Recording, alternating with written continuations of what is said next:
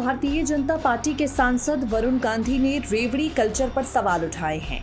बुधवार को वरुण गांधी ने राजनीतिक दलों के मुफ्त रेवड़ी कल्चर पर सवाल उठाते हुए कहा, राजनीतिक दलों ने मुफ्त की रेवड़ियों की पेशकश की संस्कृति को बढ़ावा देकर जनमानस में एक ऐसी मानसिकता को बढ़ा दिया है जो सरकार जन्म से मृत्यु तक का उसका ठेका ले, वही कल्याणकारी सरकार है। शासन को लेकर खुलकर अपनी चिंता जताने वाले वरुण गांधी ने कहा, मुफ्त की रेवड़ियों की पेशकश कर सार्वजनिक धन के बड़े स्तर पर दुरुपयोग के बारे में बातचीत की जरूरत है। वरुण गांधी ने किताब लिखी है द इंडियन मेट्रोपोलिस। इसी के बारे में चर्चा करते हुए वो कहते हैं, ऐसे कई वादे पूरे नहीं होते हैं या आंशिक रूप से अधूरे रह जाते हैं। ऐसे वादे करना मतदाताओं का अपमान है। सभी राजनीतिक दल अब मुफ्त रेवड़ियां बांटने की पेशकश करते हैं और इसके माध्यम से हकदारी की एक मानसिकता को प्रोत्साहित किया गया है। इससे जन्म से अंत तक कल्याणकारी राज्य की अवधारणा पैदा हो रही है। वरुण गांधी ने कहा, हर योजना या घोषणा पत्र का वादा मुफ्त नहीं है। उनके मुताबिक स्कूलों में छात्रों के लिए जो खाना दिया जाता है वो योजना के तहत है।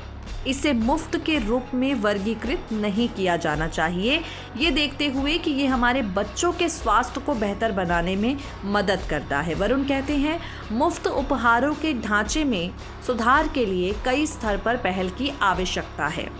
उत्तर प्रदेश से 3 बार सांसद रह चुके वरुण गांधी सरकार को सुझाव देते हैं और कहते हैं, मुफ्त उपहारों की घोषणा करने वाली सरकार, चाहे राज्य हो या केंद्र, इस सरकार को एक वित्त पोषण योजना प्रदान करने की आवश्यकता होनी चाहिए।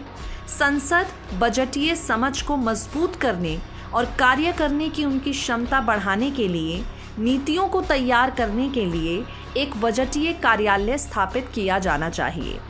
शहरों के सामने चुनौतियों के बारे में लिखी गई अपनी किताब के बारे में चर्चा करते हुए वरुण कहते हैं, भारत के शहर अपने मास्टर प्लान में कई शहरी हरित स्थानों की आवश्यकता पर विचार करने में विफल रहे हैं। सरकारी स्तर पर हम अपने शहरों में वनों और ग्रीन जोन के मूल्यों और उनके अमूर्त लाभों के बारे में समझ के दिवालियेपन का सामना कर रहे हैं। वरुण गांधी ने अपनी बात का समर्थन करते हुए मुंबई का उदाहरण दिया, सिंगापुर का उदाहरण दिया। आपको बता दें, वरुण गांधी बीते कुछ समय से कृषि कानून, बेरोजगारी और शासन से संबंधित कई मुद्दों पर अपनी पार्टी से स्वतंत्र रुख अपना रहे हैं।